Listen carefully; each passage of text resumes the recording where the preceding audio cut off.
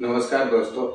आज के इस वीडियो में हम लोग बात करने वाले हैं एक ऐसे टॉपिक पे और एक ऐसे इंसान के बारे में जिसके ऊपर न जाने कितने नरसंहार, हत्या और हमारे सैनिक बलों जो हमारे सुरक्षा जवान हैं उनके कत्ल का इल्जाम लगा हुआ है। और उस इंसान को लेकर जगह जगह प्रोटेस्ट चल रहा है कि तुम कितने ये मारोगे वो मारोगे, हम उतने घर से ये निकलेंगे। तो हम वैसे ही इसी टॉपिक पे आज एक बात करने वाले हैं कि वो इंसान किसी का भगवान या किसी के लिए महान कैसे हो सकता है जिसके ऊपर हत्या का आरोप लगा हुआ है, जो नरसंहार कर चुका हुआ है। और इसी के लिए लोग जो नरसंहार किया हुआ है उसको लेके लोग प्रोटेस्ट कर रहे हैं। उनके लिए जो भगवान हो सकता है, हमारे लिए वो भगवान है, हमारे लिए वो महान नहीं, हमारे लिए वो नक्सली है और आतंकवादी है। और उसका इलाज जो हो रहा है सरकार कर रही है, वो बहुत सही कर रही है। एक वीडियो आप लोगों को दिखाता हूँ, आप वीडियो देखो तब आपको समझ में आ जाएगा कि हम किसके बारे में बात करना कर रहे हैं और हर घर से इरफान निकलेगा, हर घर से इरफान निकलेगा, हर घर से इरफान निकलेगा, हर घर से इरफान निकलेगा।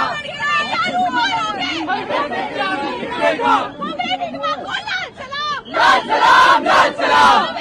वीडियो देख के आप लोग को समझ में आ गया होगा कि हम लोग किसके बारे में बात कर रहे हैं। हम लोग बात कर रहे हैं एक भारत के कुख्यात नक्सली माडवी हिडमा के बारे में। अब हिडमा था कौन?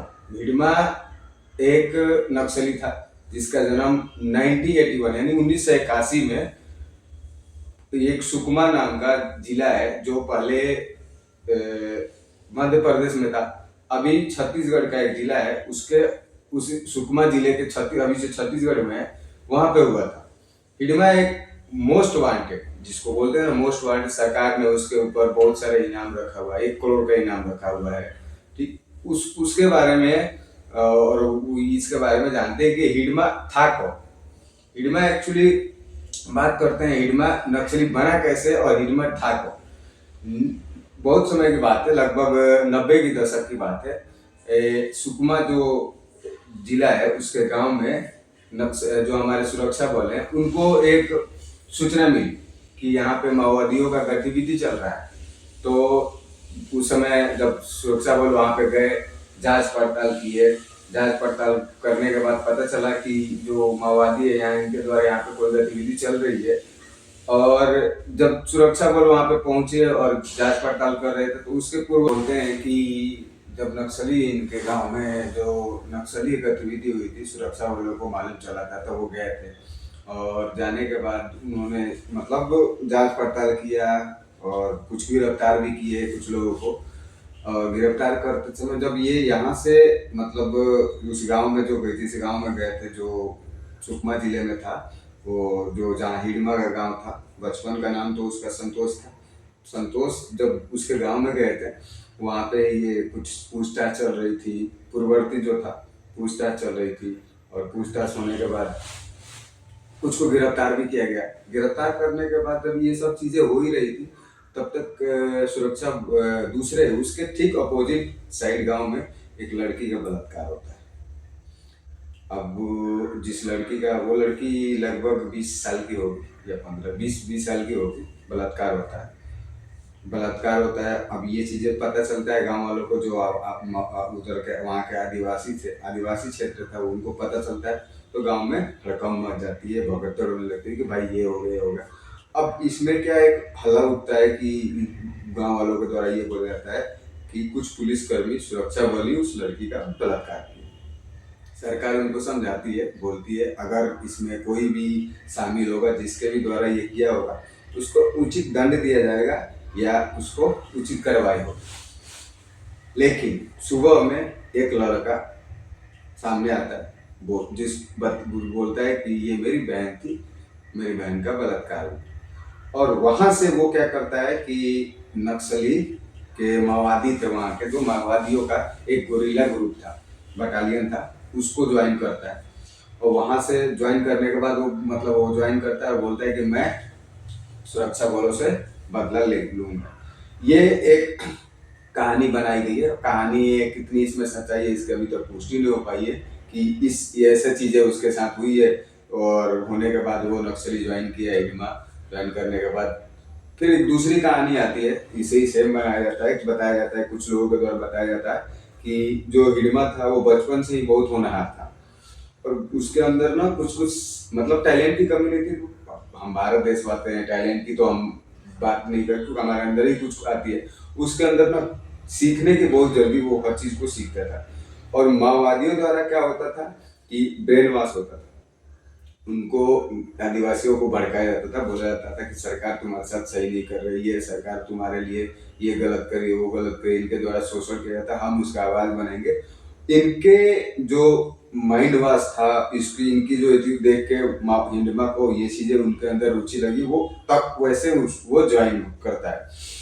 ये कुछ लोगों के द्वारा ये कहा जाता है कि तब उसने जाके वो माओवादी का संगठन ज्वाइन किया, जो गोरिल्ला ग्रुप बटालियन था, उसने उसमें ज्वाइन किया और बहुत सारे 3 दशक तक उसने राज किया। 3 दशक तक ऐसे ऐसे बहुत सारे हमले किए और सुरक्षा बलों को मारा उसने, बहुत सारे ऐसे इन्होंने काम किए, जिसके चलते पूरे भारत का वो मोस्ट वांटेड नक्सली था, जिसके ऊपर सरकार ने लगभग 1 करोड़ का इनाम रखा हुआ था हिडमा के ऊपर।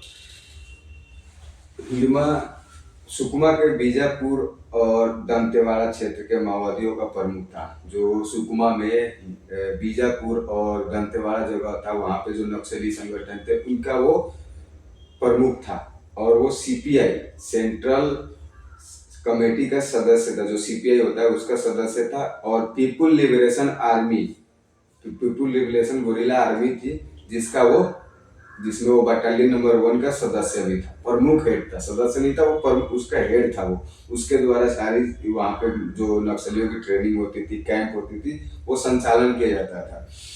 हिडमा ने बहुत सारे हमले किए हैं, ऐसे ऐसे हमले किए हैं जिसमें सबसे बड़ा हमला, मतलब उसने तो ऐसे तो अनगिनत हमले किए थे, लेकिन जो प्रमुख उसके हमले थे, सबसे बड़ा हमला था दंतेवाड़ा हमला। दंतेवाड़ा हमला ये 5 अप्रैल को सीआरपीएफ जवान और जो वहाँ के लोकल पुलिस थे छत्तीसगढ़, उनके द्वारा एक संयुक्त ऑपरेशन चलाया गया।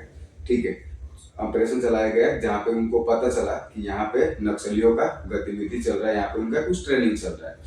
तो इन दोनों के द्वारा सीआरपीएफ जो हमारे सुरक्षा कर्मी थे उनके और छत्तीसगढ़ पुलिस के द्वारा एक संयुक्त ऑपरेशन चलाया गया था। उस ऑपरेशन में जब छत्तीसगढ़ पुलिस और जवान कैंप कर रहे थे, वहां गए थे जांच पड़ताल करने, तो ये जो नक्सली थे इनके बाहरी से घात लगा के बैठे हुए थे और निगरानी कर रहे थे कि कैसे आ रहे हैं। 6 अप्रैल 2010 को सुबह 6 बजे ताबड़तोड़ गोलियां चलनी उनके ऊपर चालू कर दी है, बिना किसी, ये तो देखिए ये नक्सली कभी भी सामने नहीं आते हैं, ये पीछे से वार करते हैं। सुरक्षा कर्मी 6 बजे सुबह में अपने अपने कैंप में थे, इन्होंने उनके ऊपर डायरेक्ट हमला कर दिया और गोलियां चलाना शुरू कर दिया।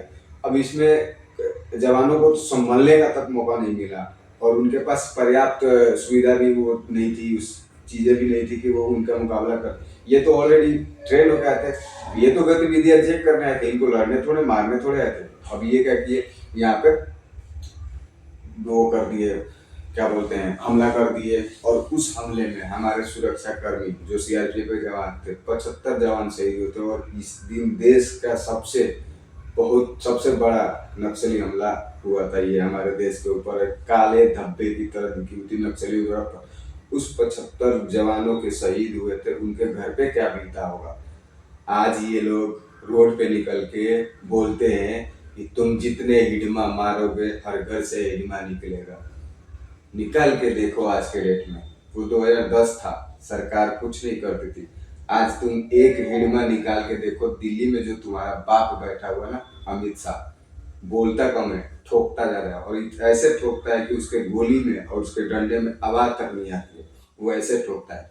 इतना ठोकेगा तो तुम्हारे आने वाले नस्ल है ना, वो नस्ल आने से पहले पूछेंगे कि मैं हिडमा तो नहीं बनने वाला हूँ। अगर हिडमा बन भी रहा हूँ ना तो भारत का गृह मंत्री अमित शाह नहीं है ना, ये पता करके आएंगे। गलती से आ गए, आते आते टाइम ही ठोका जाएंगे। ये तो एक पहला था जो हमारे देश के जवानों के पे ये हमला हुआ था। सेम ऐसे ही हमला एक हुआ था 23 अप्रैल 2013 को। उस समय लगभग छत्तीसगढ़ कांग्रेस के लगभग वरिष्ठ नेता, बहुत बड़े बड़े नेता थे, जा रहे थे।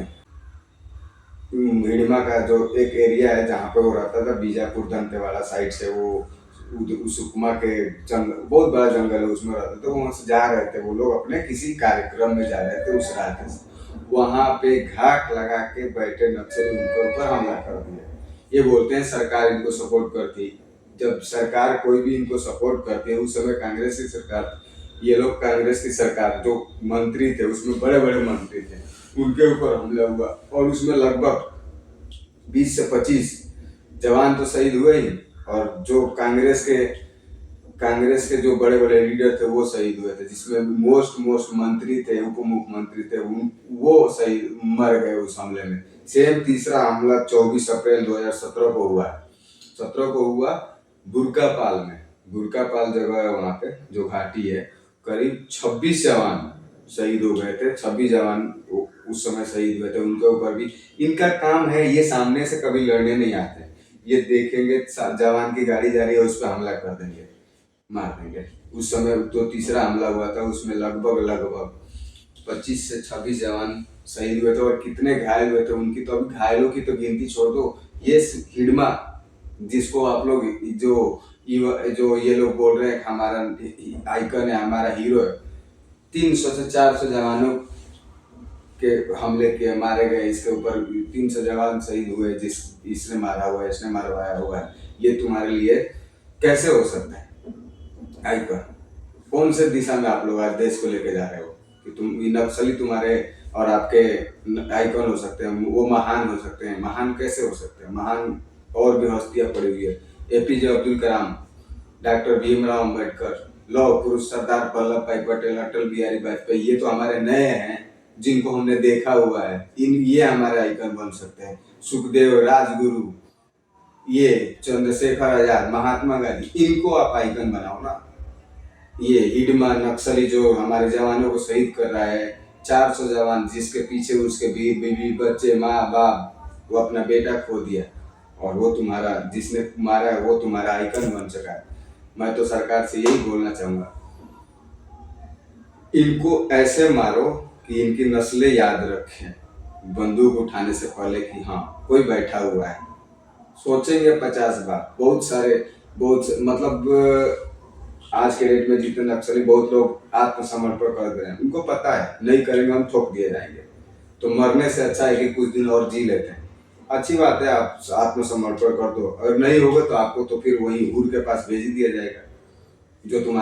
जो जिस भगवान को तुम मानते हो उस भगवान के पास तुम्हारे पास चल जाएगा। क्योंकि मुझे नहीं लगता कि आतंकवादी नक्सली को कोई भगवान होता होगा, उनके भगवान धरती पे ही होते हैं, तो उस धरती पे वाले भगवान के पास भी चला जाएगा। मुझे पता है, मुझे बोलने की जरूरत नहीं है धरती पे उनका भगवान को, क्योंकि उस भगवान को तो मानते तो फिर ये काम ही नहीं करते, क्योंकि वो भगवान कभी ये बोलता ही नहीं रहे तो लोगों को मारो। हम जिस भगवान को मानते हैं, हमारा भगवान तो कभी, हाँ गलत पे आवाज उठाओ, गलत हो रहा है, आप बोले कि मेरे बहन के साथ ये हो गया। बहन के सरकार थी, पुलिस था, कानून था, संविधान था, जिस संविधान की दुहाई देते हो उससे आप चलते हो, उस पर आप बात करते हो, उससे आपको सजा मिलता है। किसने किया, क्या नहीं आपको पता नहीं। आपने 400 जवान को शहीद कर दिया, तो आपने तो 400 जवान को शहीद किया, उस 400 घर से एक लोग आके आपको ठोके जाते, तब क्या करते? सरकार मतलब छूट बोल देती, ठीक है ठोक दिया, आप भी जाओ ठोक दो, फिर क्या करोगे तुम लोग? एक घर से निकलना मुश्किल हो जाएगा तुम लोगों को।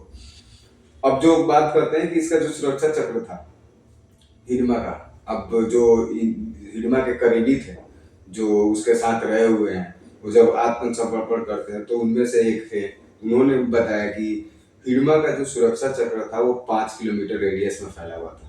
5 किलोमीटर रेडियस में उसका सुरक्षा, और 3 लेयर बना हुआ था। पहला लेयर था, उसमें गोरिल्ला आर्मी के वेल ट्रेंड बटालियन घेरा बना के रहते थे, और उस घेरे में वो होता है, उनके आसपास कोई भी दिखे, अननोन पर्सन, अननोन कोई भी दिखे, आप डायरेक्ट शूट आउट कर दो।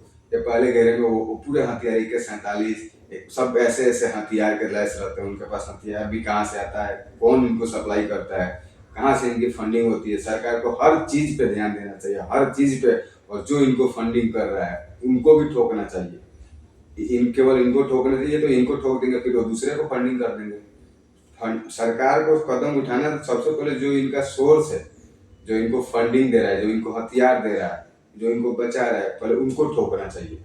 पहले लेयर में ऐसे, दूसरे लेयर में क्या था कि वो उससे भी जो वेल ट्रेड होते हैं उनको रखा था। और जो लास्ट लेयर था, जो उनका जो उसके सबसे करीबी इंसान थे हिडिंबा के, जो करीबी रहे हुए हैं, वो उसके इर्द गिर्द रहते थे। उनका वो तो बस एक मक्खी भी देखते आ रहे हैं उनको शूट आउट कर दो, ऐसे घेरों में रहता था हिडिंबा। जैसे लगता था कि ये कोई राष्ट्रपति है, राष्ट्रपति और प्रधानमंत्री की सुरक्षा नहीं मिलती थी उनको, हिडिंबा को सुरक्षा मिलती थी। आज हिडिंबा मारा गया है, अभी 10 नवंबर 11 नवंबर, अभी 4-5 दिन पहले वो मारा गया था, मारा गया। बहुत अच्छी बात है, ऐसे लोगों के साथ ऐसे ही होना चाहिए, मार देना चाहिए। इनको जिंदा रहने की कोई हक नहीं है। इनके ऊपर 300 से 400 जवान शहीद आरोप हो हमले का, और ऐसे लोगों को जीने की भी जरूरत नहीं है। इनको मार देना चाहिए, इनको वहीं भेज देना चाहिए जहाँ पे ये जाना चाहते हैं। एकदम सही कर रही है सरकार को, पूरी कठोरता से इस पे कदम उठाना चाहिए और इसको खत्म करना। नक्सली इस देश से पूर्णतः 100% खत्म करना चाहिए, सरकार को करना चाहिए। और ये जो लोग बोल रहे हैं कि इतने हिडिंबा मारोगे, हर घर से हिडिंबा निकलेगा, इतने कन्हैया को तुम पकड़ोगे हर घर से सरगी, तुम्हारे लिए वो आइकन हो सकते हैं, महान हो सकते हैं। हमारे लिए आतंकवादी है, नक्सली है और रहेंगे। उनका इलाज ठोको, पूर्णतः ठोको, एक शब्द नहीं, इनकाउंटर मारो, जैसे भी हो, बम फेंक दो उसके घर पे, मर जाए, कोई फर्क नहीं पड़ता है। जो हमारे 400 जवान है वो शहीद कर, हम उसके लिए आंसू बहाएंगे?